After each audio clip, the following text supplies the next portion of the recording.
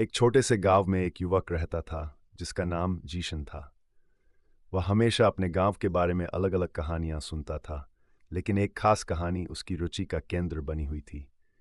गांव के बुजुर्गों के मुताबिक गांव के बाहर एक पुरानी हवेली थी जिसे कोई भी पास जाने की हिम्मत नहीं करता था।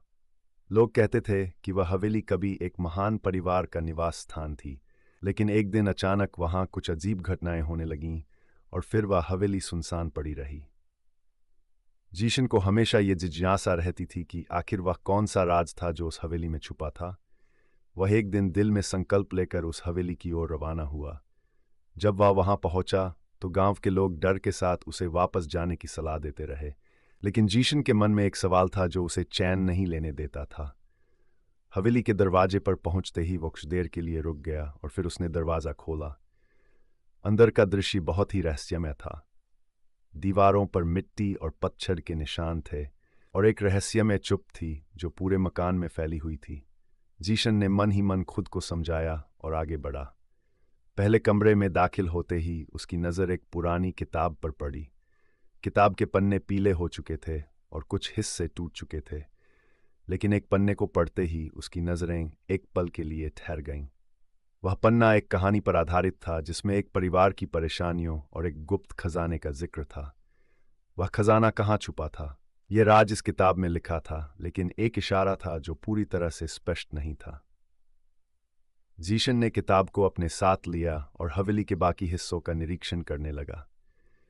एक कमरे में उसे एक खाली संदूक मिला जिस पर एक धुंधला सा उदास चित्र था। जब उसने संदूक खोला तो अंदर एक प्राचीन नक्शा था जिसमें एक विशेष स्थान पर खजाना लिखा था। उस नक्शे पर एक खास निशान था जो हवेली के बाहर के इलाके की ओर इशारा करता था।